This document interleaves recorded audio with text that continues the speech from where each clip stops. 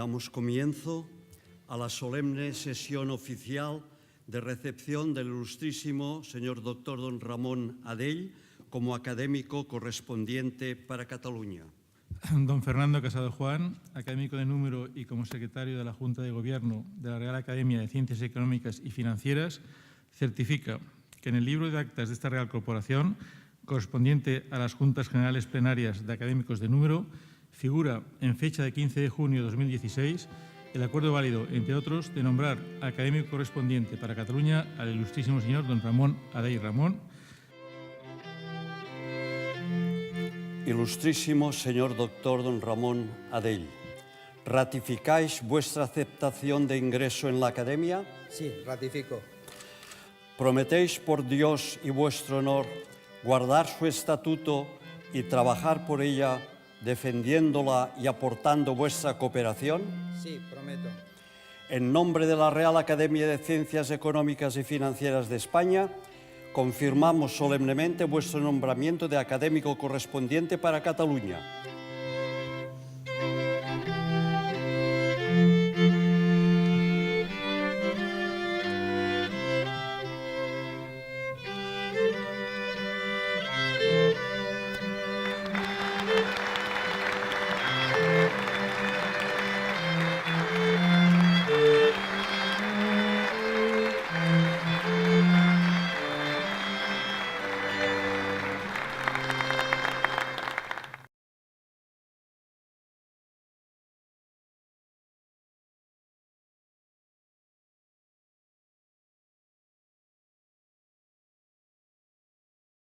Una de las discusiones más candentes entre los economistas en los últimos años se centra en el estudio de los límites del crecimiento. Si admitimos la posibilidad de que el crecimiento haya alcanzado su límite, el mundo se vería abocado a una situación de estancamiento en el mejor de los casos, sino de contracción en el más probable. Larry Summers, entre otros, ha recuperado el término estancamiento secular para referirse a esta situación, utilizando un concepto que ya había empleado Alvin Hansen en 1938 al describir la realidad tras la Gran Depresión. Sin embargo, más allá de las teorías, la realidad de la historia y de nuestras vidas demuestra que el mundo sigue creciendo. Nuestros modelos mentales, sociales, empresariales y políticos consideran el crecimiento en el largo plazo como un pronóstico cierto. En esa preocupación por el crecimiento, el papel de la energía, y más concretamente el de la electricidad, es fundamental. La electricidad es algo tan vital, tan necesario, que la hemos acabado dando por supuesto.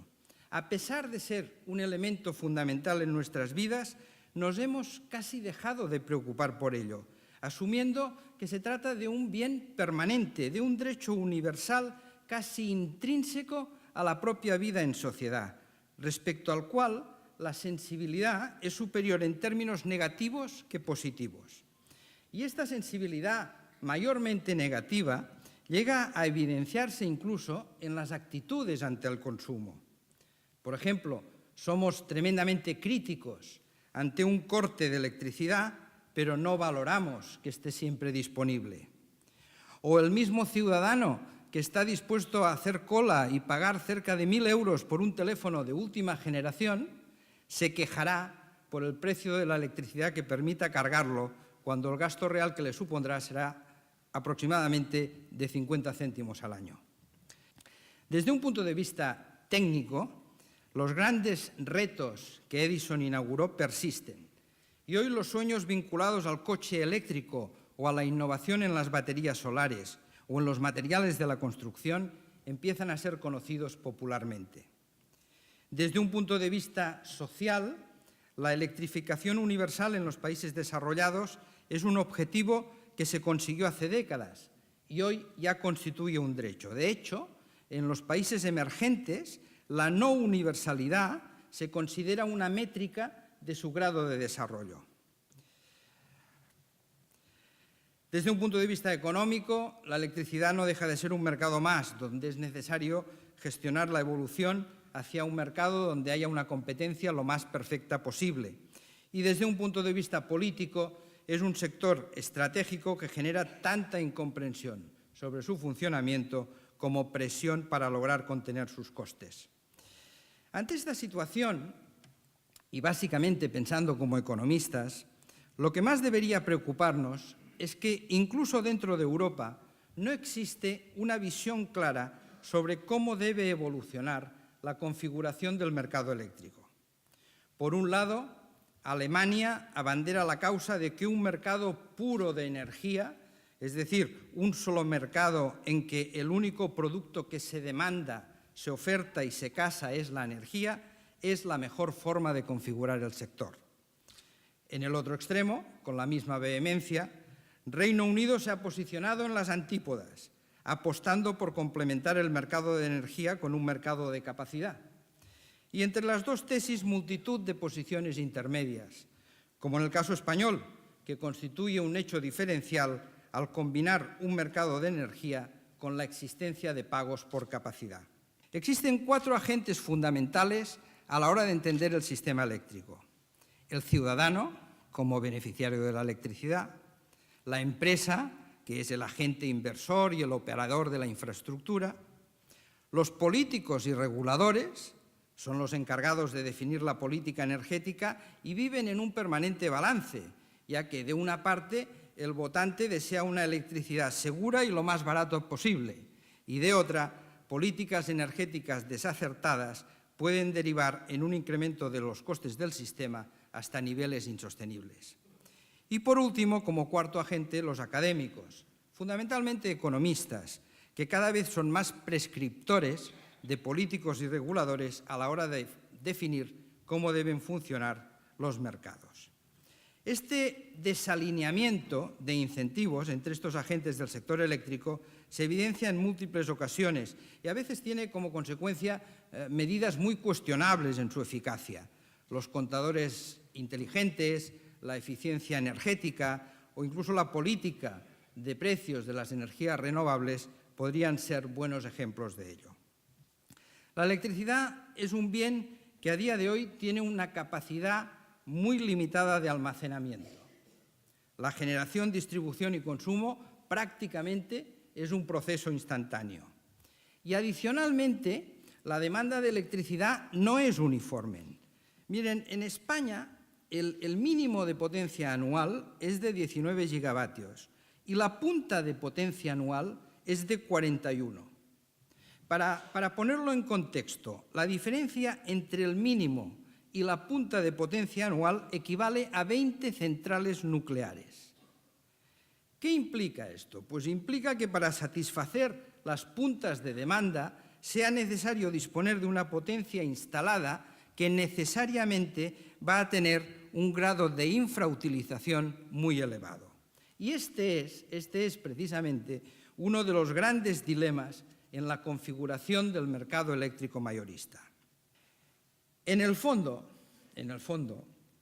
la verdadera solución para impedir nuevos déficits tarifarios pasa por trasladar a los presupuestos generales del Estado aquellas partidas que no supongan propiamente costes asociados al suministro.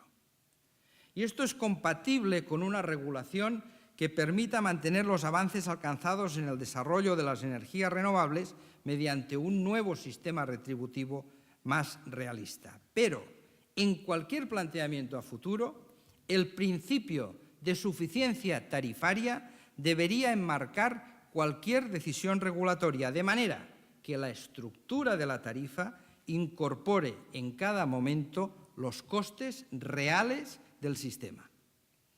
Y esto con un doble objetivo. Por un lado, enviar señales de precio correctas al mercado. Por otro, reflejar adecuadamente el coste social del consumo de electricidad. No puede olvidarse que el 75% de la energía europea todavía proviene hoy del petróleo, del gas y del carbón. Transitar hacia un modelo de bajas emisiones precisará de capital intensivo en un corto espacio de tiempo. Máxime si como sociedad lo que pretendemos es que este salto cualitativo no implique un progreso económico diferencial que castigue a las regiones menos favorecidas. Por otra parte, los complejos equilibrios geopolíticos tendrán influencia directa en la asunción de compromisos. En la actualidad, en el mundo, el 30% de la población consume el 80% de la energía. ¿Qué pasará cuando países como China o como India crezcan y precisen mucha más energía para apalancar este crecimiento? Pues no es aventurado presumir que en ese escenario, y en caso de que no existan alternativas económicamente más viables, será difícil que renuncien a crecer mediante la generación de energía basada en el carbón. En España, en definitiva, las transformaciones tecnológicas relevantes, al igual que en el resto del mundo, como las que se van a producir en los próximos años, implican la necesidad de inversión. Y esta inversión, no nos engañemos, precisa de garantías para obtener una seguridad que impida repetir la experiencia histórica de que los grandes saltos tecnológicos incorporan indefectiblemente la quiebra del sistema anterior. Este renacimiento tecnológico industrial es un reto especialmente significativo para Europa porque conlleva nuestra supervivencia como sociedad del bienestar y es el soporte de las políticas de unas administraciones que deben ser capaces de prevenir desequilibrios sociales que nos podrían conducir a sociedades mucho más frágiles y mucho más inseguras.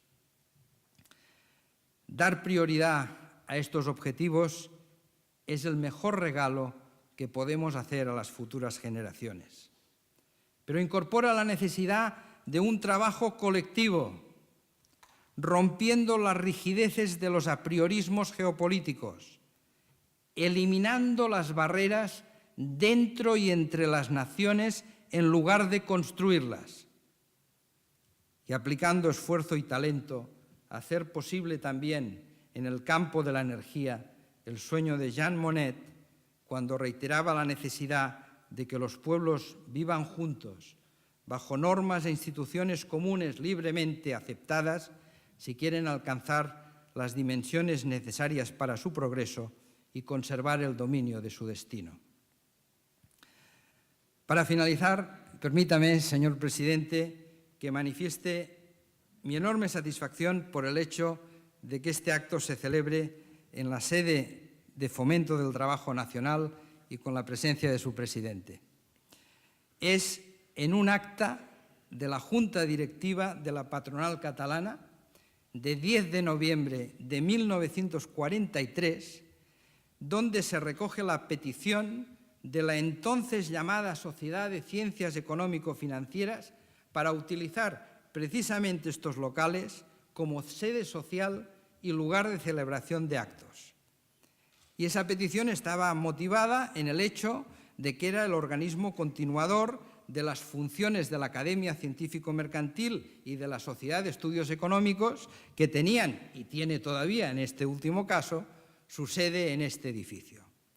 Continuadores de esta tradición, la Real Academia sigue celebrando sus solemnes sesiones en este salón de actos, bajo la alegoría de las pinturas murales de Ernest Santasusagna, que desde 1935 simbolizan la necesidad de aunar el trabajo con la ciencia.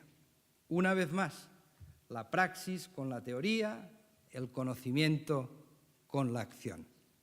Con ese espíritu agradezco una vez más el honor que me otorgan y a todos ustedes, a todos los que nos han acompañado esta tarde, el regalo de su tiempo y de su atención. Muchas gracias.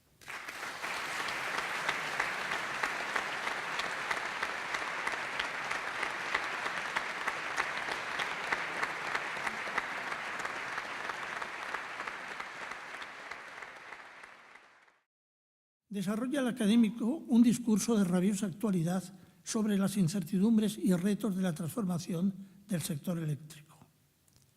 Si bien el conocimiento de la energía eléctrica tiene un origen muy remoto en Grecia, electrón, ámbar, entonces considerada fenómeno magnético, y su aceptación energética física se inicia en Faraday y consolida en Maxwell, su reconocimiento económico, como un bien de consumo y factor productivo, se alcanza en los confines del siglo XIX durante el desarrollo tecnológico de la segunda revolución industrial. Tras la iluminación de New York por un inventor científico a la vez curiosamente prestigioso empresario, Thomas Alva Edison. A partir de entonces, la electricidad ya tiene un precio y un coste, tiene oferta y demanda, tiene un mercado en el que se reconoce a su naturaleza física, también su naturaleza económica. Nos iniciamos así en el fondo del discurso del académico ingresado.